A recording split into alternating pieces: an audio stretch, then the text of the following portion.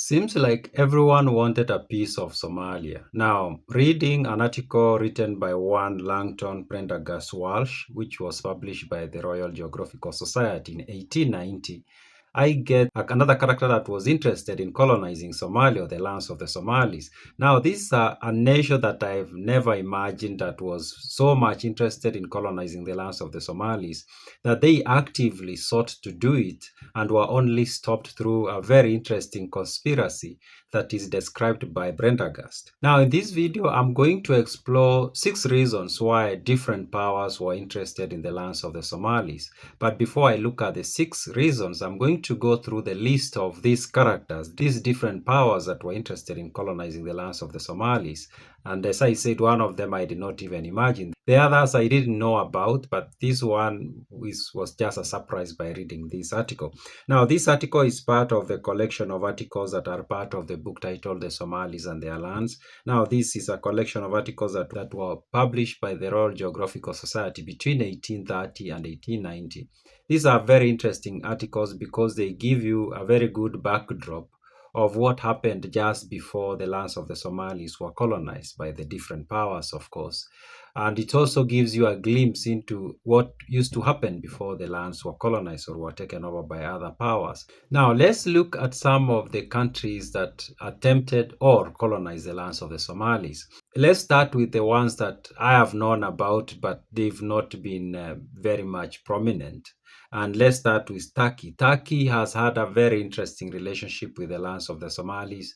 At some point, Turkey was an ally of several of the sultanates that had emerged in the lands of the Somalis or on the lands of the Somalis, including the Adal Sultanate. And this is, of course, captured in some of the documents that describes the struggles that the Adal Sultanate did have, especially the wars that it fought with its neighbors, specifically Abyssinia.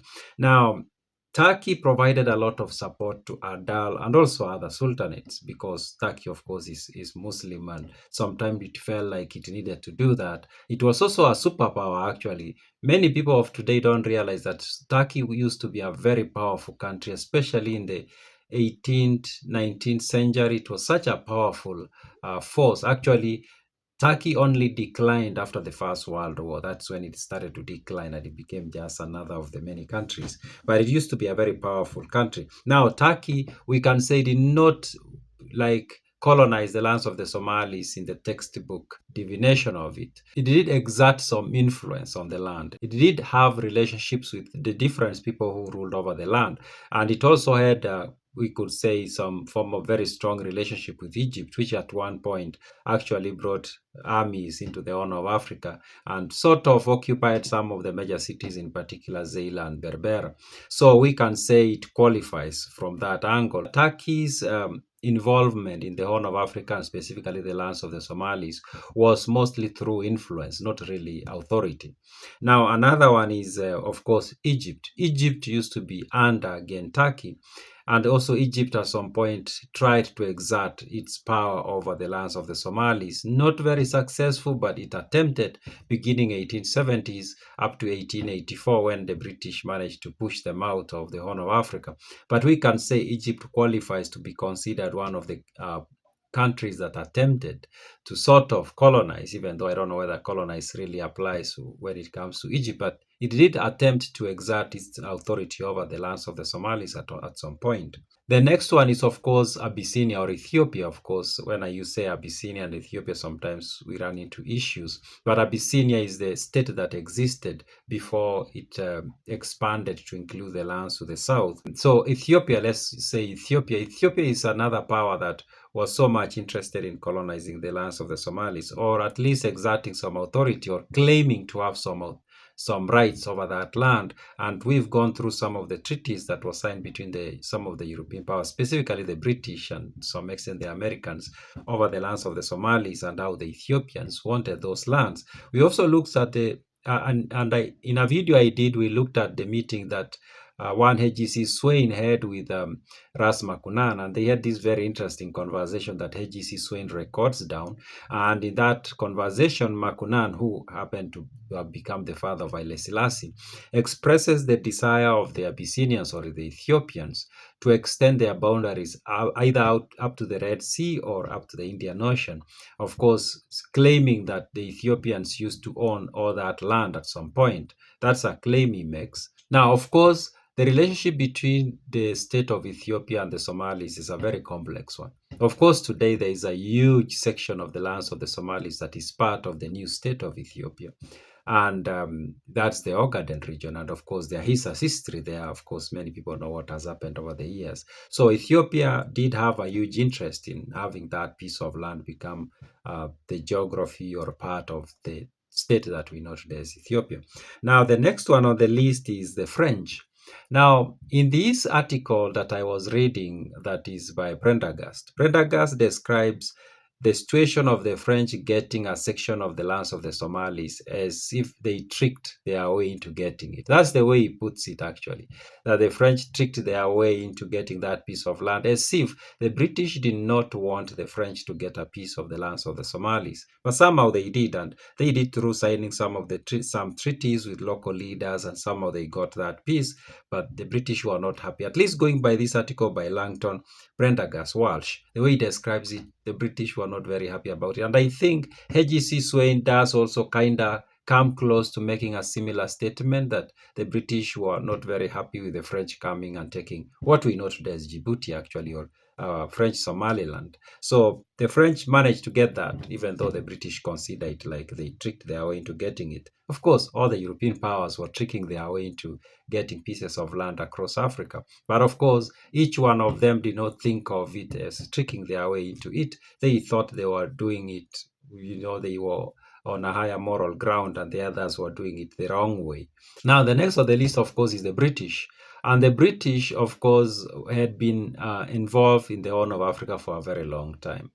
They did go to Oman, and they did get very much involved in the politics of Oman. Actually, the British are the ones who led to the split of that sultanate into the Zanzibar and, of course, the Oman. That's a part of history that I found to be very, very interesting. So for a very long time, they got involved in that region. But then slowly they came closer to the Horn of Africa. They came to Aden. They established or they took over that city, of course, and made it their base. And then they sent people like Richard Barton to the Horn of Africa to do some investigations. And of course, that's what is in these articles that are in this book. Most of them are basically written by people who were sent by the British to the Horn of Africa to do some spying work, some intelligence gathering, sort of. And the purpose for that, of course, was so that the British can come and take over the land. Now, the British, of course, managed to get what is known as British Somaliland, or what was British Somaliland. Today we call it Somaliland. They also managed to get what came to be known as the Northern Frontier District, which is part of Kenya today. Those are the two pieces of land that the British got themselves. But it seems like they were interested in getting a lot more. At least going by what Prendergast writes in this article, it seems like they did not want any other European power to take over any part of the lands of the Somalis. They just wanted to be the only ones who have the control over the lands of the Somalis, but it so happened that they did not, and others got pieces that they kept. Now, of course, there are the Italians. The Italians, of course, took what came to be known as the Italian Somaliland, the southern part of what we know today as Somalia. And the Italians, we can say of all, maybe except, I don't know whether the Ogaden is larger than the southern part of Somalia. Maybe not, maybe close, but yeah, the Italians did get a significant size of the lands of the Somalis, and they took it, held it for quite some time, and then of course they were pushed out during the Second World War, but then they came back just to help manage it until it became independent in the 1960s. Now, the last two are very interesting, and they don't come up a lot when you study history. The first one is the Americans. Now, if you read history in the mainstream history, you'll think that the Americans have been interested in the lands of the Somalis very recently, probably in the 20th century. But turns out not really. The Americans have been interested in the lands of the Somalis as far back as the mid-19th century. And reading an article, one of the other articles in this book, actually is the article that comes before the one written by Prendergast. The writer tells us he was wondering why in the 1880s, 1870s, that the British were not doing as much commerce as the Americans were doing in the lands of the Somalis. He was surprised going into the hinterland or inner lands of the Somalilands, he will find American products there. The Americans had done a very good job of getting their products into the lands of the Somalis mid to late 19th century, while the British, even though they had been around for a very long time, seems to have been struggling to get their products into the hands of the Somalis. Now, the Americans seems to have been doing something that I can't figure out. I'm yet to figure out. And actually, the British guy was wondering what were the Americans doing that the British were not doing. So even though the Americans did not come outright colonize the land, seems like they did invest in getting that market at least. Maybe they were not interested in getting the political power over the land, but they achieved some sort of success when it came to commerce. The last one on the list, now this is the one that became a surprise for me, and it is the Germans. And the Germans, unlike the Americans, did not just do some PR or some marketing. The Germans actually went hard and they wanted to colonize the land of the Somalis. And Prendergast describes what happened with a lot of detail, and it is intriguing what happened, how the Germans ended up not getting a piece of the lands of the Somalis, and how they did not end up getting a piece of the lands of the Somalis happened to have been because of the conspiracy of the British. The British, after the French had taken a piece, the British were not taking anything by chance. They decided they were going to go very hard on protecting those lands from others. Of course, they did not succeed in blocking the Italians, but at least they succeeded in blocking the Germans. And how they went about it, they did a lot of intelligence gathering and also a lot of tricking. It actually describes the tricking that they used to do. They talks about bribing, especially the large commercial interests, the large traders, Somalis and Indians especially. They will call them into meetings, give them money, also hijacking communications between the Germans and some of the sultanates that existed on the lands of the Somalis. If you want to see, I'm not doing justice to how he describes it. You can get the book and read for yourself that article, how he describes these things, these games they were playing, the British were playing from Aden, of course, to Zeeland, Berbera, and of course, Egypt. They were playing games along that line, trying to make sure that the Germans don't. And the Germans actually made attempt, reached out to the sultanates, reached out to different leaders. They were seeking to sign treaties. Treaties were drafted, they were ready. But then when it came to signing, the British had this trick that they had put in place that made the treaties very hard to sign for the Germans, and they did not sign. At the moment when they needed to sign, the Germans just had to walk away because the British had gone ahead of them and planted some seeds in the minds of the people they were approaching to sign these treaties. Now, why were all these powers really interested in the lands of the Somalis? It's not one reason, there's several reasons. First reason is one that I've covered a lot in this channel, and when reading H.G.C. Swain, it comes up. When reading this book, actually one of the articles mentions it, and it's about the supply of meat to Aden. Aden used to rely a lot on the meat that came from the Horn of Africa. And actually, in the previous article, the last article before this one, the writer describes a situation where the British were panicking in 1870s that some other Europeans were going to come and take over the lands of the Somalis. And if that happened, their first worry was the supply of meat. And I think it might not make a lot of sense today, but when you look at the numbers, it actually makes sense. H.G.C. Swain gives us a number of close to 70,000 goats exported to Aden annually from the lands of the Somalis. If you are going to put cattle, camels, donkeys, all these other animals, we are talking of hundreds of thousands of animals that needed to go to Aden every year for consumption. And I suspect a significant part of that used to go to the ships that would come from England going to India and such places. So the British were so much worried about that. So the reason number one was the supply of meat. For the British, at least, not the other powers. The British were really interested in taking care of that so that it does not get into the hands of other people. Now, number two, of course, is trade. As I said in one of the articles in this book, the writer complains as to why the British are not doing as much business with the Somalis as the Americans are doing. And he feels like the British are failing because it's a very important market.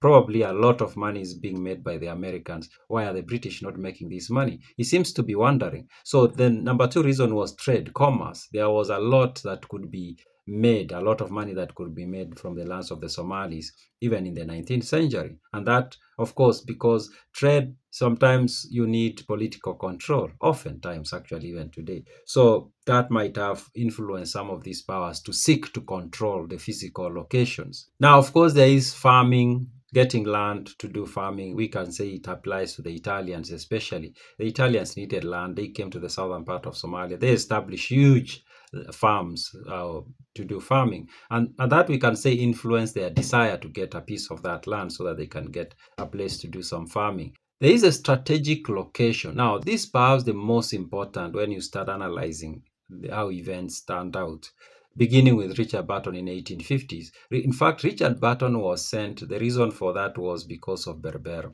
And Berbera was so much interesting to the British because of its location. Remember, this is a corridor from Europe to India.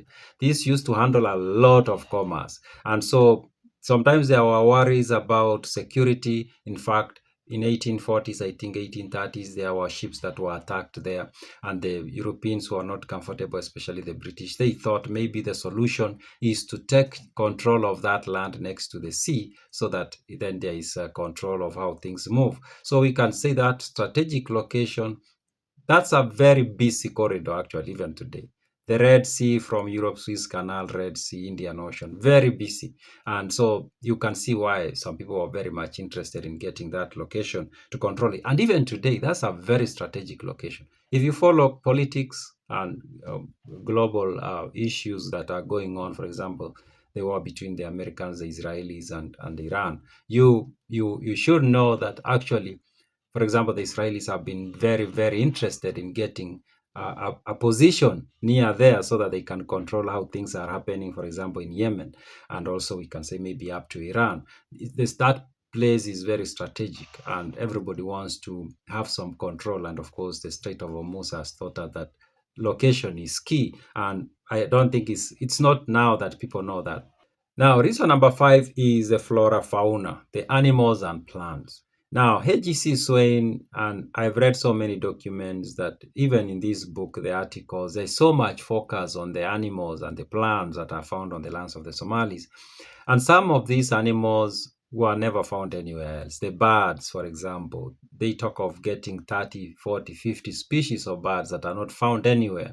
The antelopes and other animals that are not found anywhere, actually, and I've done a video about this, that these are animals that were found only on the lands of the Somalis, and also plants. And even with the German thing, there was a talk of some Germans being sent to collect information about the plants and the birds and the animals. And the British were kind of like sabotaging, undermining them because they did not want them to collect that information. Yeah, so getting information about the animals and the plants was also a motivation. During this time, there were so many scientists and people who wanted to be the first one to discover something. So that also informed some of these countries trying to get a piece of the lands of the Somalis. And of course, the last one, but very obvious, is the minerals. In these articles, that sometimes comes up, but I've read, for example, Douglas Jardine's book that sort of comes up several times, that the British were interested, the British in particular, were interested in finding minerals. And also, A Tear for Somalia by Douglas Collins, he talks about going into places where the Italians were mining some minerals. So minerals, just like the rest of Africa, was a huge motivation. And talking of minerals, of course, for example, it's now news that the Belgians have released maps of the minerals that are found in the Congo that they've kept a secret for close to 70 years. Very interesting. Some of these European powers were so much interested in minerals. And it is interesting to find out that up to date, there are places in Africa where there are minerals, but we Africans don't know. But them, they know. That's not a good thing, but it's history. So yeah, so those are the reasons why the European, not only Europeans, but other powers were really keen on getting a piece of the lands of the Somalis. And we can say that maybe that interest has not stopped, of course. I've talked about the Israelis trying to get a position near the Red Sea, and I think they have gotten that, maybe. and others. There is so much interest in getting control of that, the pieces of the Horn of Africa, because the Horn of Africa is very strategic when it comes to military, it comes to other trade, international commerce, and things like that. Now, if you want to read this article and other articles that were published by the Royal Geographical Society between 1830 and 1890, you can get that in this book, The Somali and Their Lands, and you can get the book on Amazon. If you are watching on YouTube, check the pinned comment, the description box. If you are watching on TikTok, check the bio. You can get the link to direct you where you can get the book. Those are my random thoughts.